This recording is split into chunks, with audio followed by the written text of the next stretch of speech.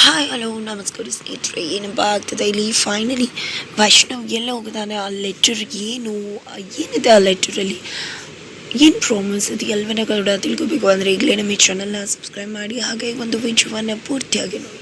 ಇಲ್ಲಿ ವೈಷ್ಣವ್ ಯಾವಾಗ ಕೀರ್ತಿ ಆ ಒಂದು ಡಿನ್ನರ್ನ ಪ್ಲ್ಯಾನ್ ಮಾಡಿದ್ಲು, ಆ ಒಂದು ಡಿನ್ನರಲ್ಲಿ ಆದಂಥ ಘಟನೆಯಿಂದ ತುಂಬಾ ಅಪ್ಸೆಟ್ ಆಗಿದ್ದಾನೆ. ಈ ಕಡೆ ಕೀರ್ತಿ ಪ್ಲ್ಯಾನ್ ಸಕ್ಸಸ್ ಆಗಿದೆ. ಕೀರ್ತಿ ವೈಷ್ಣವ್ ಮನಸ್ಸಲ್ಲಿ ಏನಿದ್ದಾಳೆ ಅನ್ನೋದನ್ನು ಆಚೆಗೆ ತೆಗೆದ್ಲು. ಆದರೆ ಲಕ್ಷ್ಮಿ ಮುಂದೆ ವೈಷ್ಣವ್ ಮನಸ್ಸಲ್ಲಿ ಏನಿದೆ ಅನ್ನೋದು ಕೂಡ ಆಚೆ ಬಂತು. ಇಂದು ಕೂಡ ವೈಷ್ಣವ್ ಮನಸ್ಸಲ್ಲಿ ಕೀರ್ತನ ಇದ್ದಾಳೆ. ಅವಳ ನೆನಪುಗಳನ್ನ ಆಳಿಸೋದು ಅವನಿಗೆ ಕಷ್ಟ ಆಗಿದೆ. ಇದರಿಂದ ಪ್ರಾರಂಭದಲ್ಲಿ ಕೇಳಿಸ್ಕೊಂಡ ಲಕ್ಷ್ಮಿ ಅಪ್ಸೆಟ್ ಆಗ್ತಾಳೆ. ಆನಂತರ ವೈಷ್ಣವ್ ನನಗೆ ಸುಳ್ಳು ಹೇಳಿಲ್ಲ, ಅವ್ರು ನಿಜಾನೇ ಹೇಳಿದ್ದಾರೆ, ಅವ್ರ ಪ್ರೀತಿ ಬಗ್ಗೆ ಹೇಳಿದ್ದಾರೆ. ಸುಳ್ಳು ಹೇಳಿದರೆ ಬೇಜಾರು ಮಾಡ್ಕೋಬೇಕಿತ್ತು, ಅವ್ರಿಗೆ ಟೈಮ್ ಬೇಕು. ನಿಜವಾದ ಪ್ರೀತಿನ ಮರೆಯೋದು ಅಷ್ಟು ಸುಲಭ ಅಲ್ಲ ಅಂತ ಅಂದ್ಕೊಂಡು ಅವಳೇ ಸಮಾಧಾನ ಮಾಡ್ಕೋತಾಳೆ. ಜೊತೆಗೆ ವೈಷ್ಣವ್ಗೂ ಕೂಡ ಸಮಾಧಾನ ಮಾಡ್ತಾಳೆ. ಸಮಾಧಾನ ಮಾಡಬೇಕಿದ್ರೆ ಅವಳ ಆಡು ಆ ಒಂದು ದೊಡ್ಡ ಮಾತುಗಳು, ಅವಳ ಮನಸ್ಸು ಎಲ್ಲವೂ ಕೂಡ ವೈಷ್ಣವನ ಕಿತ್ತು ತಿಂತದೆ. ಪಾಪ ಪ್ರಜ್ಞೆ ಕಾಡ್ತದೆ. ಇಂಥ ಒಳ್ಳೆ ಹೆಣ್ಮಕ್ಳಿಗೆ, ಒಳ್ಳೆ ಮನಸ್ಸಿರೋ ಹುಡುಗಿಗೆ ಮೋಸ ಮಾಡಿಬಿಟ್ನಲ್ಲಪ್ಪ, ಸುಳ್ಳು ಹೇಳ್ಬಿಟ್ನಲ್ಲಪ್ಪ, ಏನು ಮಾಡಲಿ ನಾನು ಅಂತ ಅಂದ್ಕೊಂಡು ತುಂಬಾ ಅಪ್ಸೆಟ್ ಆಗಿದ್ದಾನೆ. ಮನೆಗೆ ಬಂದ ನಂತರ ಕೂಡ ಇಲ್ಲ, ನಿಜ ಹೇಳಿಬಿಡ್ಬೇಕು. ಯಾಕಂದರೆ ಅವರು ಎಷ್ಟು ದೊಡ್ಡ ಮನಸ್ಸಿಂದ ಯೋಚನೆ ಮಾಡ್ತಿದ್ದಾರೆ, ನನ್ನ ಬಗ್ಗೆ ನಂಬಿಕೆ ಇಟ್ಕೊಂಡಿದ್ದಾರೆ. ಎಲ್ಲ ಮರೆತು ನಾನು ಅವರು ಚೆನ್ನಾಗಿರ್ತೀವಿ ಅಂತ, ನನ್ನ ಮೇಲೆ ನಂಬಿಕೆ ಇದೆ ಅಂತ ಹೇಳ್ತಿದ್ದಾರೆ.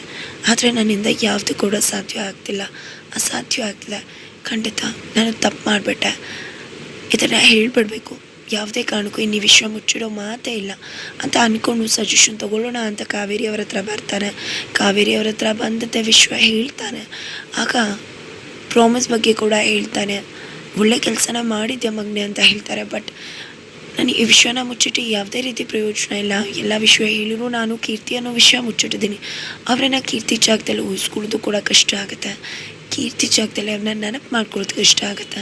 ಅವ್ರನ್ನ ಫ್ರೆಂಡಾಗಿ ನಾನು ಕಾಳಜಿ ಮಾಡ್ತೀನಿ, ಫ್ರೆಂಡಾಗಿ ಪ್ರೀತಿ ಮಾಡ್ತೀನಿ ಹೊರತು ಅವ್ರನ್ನ ಹೆಂಡತಿಯಾಗಿ ಪ್ರೀತಿಸೋದು, ಅವ್ರನ್ನ ಜವಾಬ್ದಾರಿ ನೋಡ್ಕೊಳ್ಳೋದು, ಅವ್ರಿಗೆ ಪ್ರೀತಿ ಕೊಡೋದು ನನ್ನಿಂದ ಅಸಾಧ್ಯವಾಗುತ್ತೆ. ಖಂಡಿತ ಅವ್ರಿಗೆ ನಂಬಿಕೆ ಇದೆ, ಬಟ್ ನನ್ನಿಂದ ಅದು ಸಾಧ್ಯವಾಗುತ್ತೆ ಅನ್ನಿಸ್ತಿಲ್ಲ. ಇನ್ನು ಎಷ್ಟು ದಿನ ಹೋದರೂ ಕೂಡ ಅದು ಸಾಧ್ಯ ಆಗೋದಿಲ್ಲ.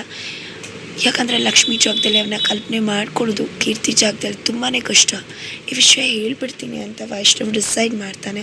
ಅಮ್ಮ ಕಾವೇರಿ ಅವರು ಬೇಡ ಬೇಡ ಅಂತಾರೆ, ಬಟ್ ಅವ್ರಿಗೂ ಕೂಡ ಅದೇ ಬೇಕಾಗಿದೆ. ಬಟ್ ವೈಷ್ಣವ್ ಮಾಡ್ತಾ ಹೇಳೇ ಬಿಡ್ತೀನಿ ಅಂತ ಹೋದರೆ ಆ ಕಡೆ ಹೇಳೋದು ಅಸಾಧ್ಯವಾಗುತ್ತೆ. ಬಿಕಾಸ್ ಸೂಪರ್ ಜುಡಿ ಕಾಂಪಿಟೇಷನ್ ಇದೆ. ಈ ಒಂದು ಕಾಂಪಿಟೇಷನ್ ಟೈಮಲ್ಲಿ ಹೇಳಿದ್ರೆ ಅವ್ರಿಗೆ ಅಪ್ಸೆಟ್ ಆಗುತ್ತೆ ಅಂತ. ಜೊತೆಗೆ ಇದನ್ನು ತಡೀತಾರೆ ಕೂಡ. ನಂತರ ಅಮ್ಮ ಮಗ ಹಾಗೆ ಮಾವ ಸೊಸೆ ಎಲ್ಲರ ನಡುವೆ ಕೂಡ ಸೂಪರ್ ಜುಡಿ ಕಾಂಪಿಟೇಷನ್ಗೆ ಮನೇಲಿ ಟ್ರಯಲ್ ಮಾಡ್ತಿದ್ದಾರೆ. ಪ್ರತಿಯೊಂದರಲ್ಲೂ ಕೂಡ ಕಾವೇರಿ ಕೃಷ್ಣ ಅವರು ಮಾರ್ಕ್ಸ್ ತಗೋತಾ ಇದ್ರೆ ಯಾವುದೇ ಒಂದು ವಿಷಯ ಕೂಡ ವೈಷ್ಣವ್ಗೆ ಲಕ್ಷ್ಮಿ ಬಗ್ಗೆ ಗೊತ್ತಿಲ್ಲ. ಲಕ್ಷ್ಮಿ ತಿಳ್ಕೊಳ್ಳೋ ಪ್ರಯತ್ನ ಮಾಡಿದ್ದಾಳೆ, ತಿಳ್ಕೊಂಡಿದ್ದಾಳೆ ಕೂಡ. ಆದರೆ ವೈಷ್ಣವ್ ಮಾತ್ರ ಪ್ರತಿ ಉತ್ತರ ಕೂಡ ಕೀರ್ತಿ ಆನ್ಸರ್ಸ್ ಬರೀತಿದ್ದಾನೆ. ಏನಿದು ಇಷ್ಟೇನ ತಿಳ್ಕೊಂಡಿರೋದು ನೀನು, ಏನಿದು ಹೀಗೆ ಹಾಗೆ ಅಂತ ಮನೆಯವರೆಲ್ಲ ಹೇಳ್ತಿದ್ರೆ ಅದರಿಂದ ಅಪ್ಸೆಟ್ ಆಗಿಬಿಡ್ತಾನೆ ವೈಷ್ಣವ್. ಏನು ಅಂದ್ಕೊಂಡಿದ್ರ ನಮ್ಮಿಬ್ಬರು ಮದುವೆ ಹೇಗಾಯಿತು ಅಂತ ಗೊತ್ತಲ್ವ.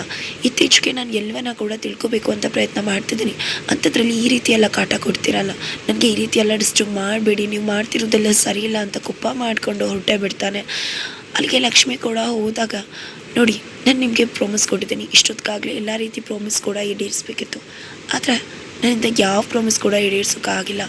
ನಿಮಗೆ ನನ್ನಿಂದ ತುಂಬಾ ತೊಂದರೆ ಆಗ್ತಿದೆ, ಅಲ್ಲಿ ಅವಮಾನ ಆಗುತ್ತೆ. ಇದು ಯಾವುದೇ ಅವಮಾನ ನನ್ನಿಂದ ನೋಡೋಕ್ಕಾಗಲ್ಲ, ಸಹಿಸೋಕ್ಕಾಗಲ್ಲ. ನಾನು ನಿಮಗೆ ಸರಿಯಾದವನಲ್ಲ, ತಪ್ಪು ಮಾಡ್ತಿದ್ದೀನಿ, ದಯವಿಟ್ಟು ಕ್ಷಮಿಸಿ. ನಾನು ಮೊದಲು ಕೊಟ್ಟು ಪ್ರಾಮಿಸ್ನ ಈಡೇರಿಸ್ಕೋಬೇಕು. ನನ್ನಿಂದ ನಿಮ್ಗೆ ಆಗ್ತಿರೋ ತೊಂದರೆಗಳನ್ನ ನಿಲ್ಲಿಸ್ಬೇಕು.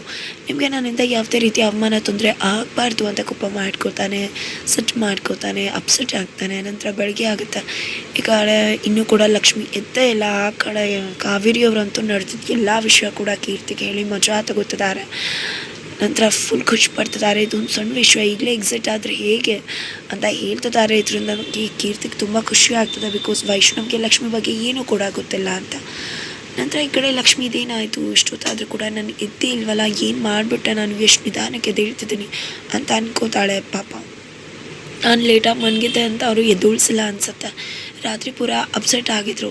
ಎಲ್ಲೇ ಹೋಗಿರ್ಬೋದು ಅಂತ ಅಂದ್ಕೊಂಡೆ. ಸ್ನಾನ ಎಲ್ಲ ಮಾಡ್ಕೊಂಡು ಬರ್ತಾರೆ. ಬಟ್ ಲೆಟರ್ ನೋಡ್ತಾಳೆ. ಆ ಲೆಟರಲ್ಲಿ ವೈಷ್ಣವ್ ಬರೆದಿರೋ ಲೆಟರ್ ಆಗಿರುತ್ತೆ. ಲಕ್ಷ್ಮಿಗೆ ವೈಷ್ಣವ್ ಲೆಟರ್ ಬರ್ತಿರ್ತಾರೆ. ನೋಡಿ, ನಾನು ನಿಮಗೆ ಪ್ರಾಮಿಸ್ ಕೊಟ್ಟಿದ್ದೀನಿ. ಆ ಪ್ರಾಮಿಸ್ನ ಈಡೇರಿಸೋದೇ ನಂಗೆ ತುಂಬಾ ಮುಖ್ಯ. ಈ ಕಡೆ ನೆನ್ನೆ ಆಗಿದ್ದ ಘಟನೆ ಬಗ್ಗೆ ನಾನು ನಿಮಗೆ ಸ್ಟೋರಿ ಕೇಳ್ತಿದ್ದೀನಿ. ನನಗೆ ನಿಮ್ಮ ಬಗ್ಗೆ ಯಾವುದೇ ರೀತಿ ಏನೋ ಕೂಡ ಗೊತ್ತಿಲ್ಲ. ಆದರೆ ಎಲ್ಲ ಕೂಡ ಸರಿ ಹೋಗಿ ಎಲ್ಲ ಕೂಡ ತಿಳ್ಕೊಬೇಕಿತ್ತು. ಆದರೆ ತಪ್ಪು ಮಾಡಿದ್ದೀನಿ. ನನ್ನಿಂದ ನಿಮಗೆ ತೊಂದರೆ ಆಗೋದು ಏನೂ ಕೂಡ ಮುಜುಗರ ಆಗೋದು ಇಷ್ಟ ಇಲ್ಲ. ನಿನ್ನೆನೇ ನಮ್ಮಿಬ್ಬರ ನಡುವೆ ಎಷ್ಟೆಲ್ಲ ಅಂಡರ್ಸ್ಟ್ಯಾಂಡಿಂಗ್ ಇದೆ ಅಂತ ಗೊತ್ತಾಯ್ತಲ್ವ. ಇದರಿಂದ ನಿಮ್ಗೆ ಎಷ್ಟು ಮುಜುಗರ ಆಯಿತು ಅಂತ ಗೊತ್ತಿದೆ. ಇಲ್ಲ ಆಗುತ್ತೆ, ಬೇರೆ ಕಡೆ ಕೂಡ ಆಗಬಾರ್ದಲ್ವ. ಇಲ್ಲಿ ಆಗಿದ್ದೆ ಸಾಕಾಗಿದೆ. ನಾವು ಸೂಪರ್ ಜುಡಿ ಕಾಂಪಿಟೇಷನಲ್ಲಿ ಭಾಗವಹಿಸ್ತಿಲ್ಲ. ನನ್ನಿಂದ ಭಾಗವಹಿಸೋಕ್ಕೂ ಕೂಡ ಆಗೋದಿಲ್ಲ. ಯಾಕಂದರೆ ನಾವು ಫೇಲ್ ಆಗ್ತೀವಿ. ಅದರಿಂದ ನಿಮಗೆ ನೋವಾಗೋದು ಇಷ್ಟ ಇಲ್ಲ. ನಿಮ್ಮ ಮನಸ್ಸಿಗೆ ಬೇಜಾರಾಗ್ಬೋದು. ಆದರೂ ಕೂಡ ಹೇಳ್ತಿದ್ದೀನಿ ಅಂತ ಲೆಟ್ರ್ ಬರ್ತಿಟ್ಟಿದ್ದಾನೆ. ಆದರೆ ವೈಷ್ಣವ್ ಎಲ್ಲ ಹೋಗಿದ್ದಾನೆ, ಏನು ಮಾಡ್ತಿದ್ದಾನೆ ಗೊತ್ತಿಲ್ಲ. ಜೊತೆಗೆ ಅವ್ನು ಬರ್ತಿರೋ ಲೆಟ್ರಲ್ಲಿ ನಿಮಗೆ ಕೊಟ್ಟಿರೋ ಪ್ರಾಮಿಸ್ನ ನಾನು ಉಳಿಸ್ಕೊಳ್ಳೇಬೇಕು, ಉಳಿಸ್ಕೊತೀನಿ ಅಂತ ಬರ್ತಿದ್ದಾನೆ. ಇದರಿಂದ ಲಕ್ಷ್ಮಿ ಮನಸ್ಸಿಗೆ ಹರ್ಟ್ ಆಗಿದೆ. ಬಟ್ ಎಲ್ಲದಕ್ಕಿಂತ ವೈಷ್ಣವ್ ಅವ್ರ ಮನಸ್ಸಿಗೆ ಹರ್ಟ್ ಆಗಿದೆ ಅನ್ನೋದ್ರ ಬಗ್ಗೆ ಯೋಚನೆ ಮಾಡ್ತಿದ್ದಾಳೆ ಲಕ್ಷ್ಮಿ. ಹಾಗಿದ್ರೆ ಮುಂದೆ ಏನಾಗುತ್ತೆ, ಮುಂದೆ ಏನಾಗ್ಬೋದು ತಿಳ್ಕೊಬೇಕು ಅಂದರೆ ಈಗಲೇ ನೀವು ಚಾನಲ್ನ ಸಬ್ಸ್ಕ್ರೈಬ್ ಮಾಡಿ. ಹಾಗೆ ಮುಂದಿನ ವಿಡಿಯೋಗೋಸ್ಕರ ವೇಟ್ ಮಾಡೋದನ್ನು ಮರಿ.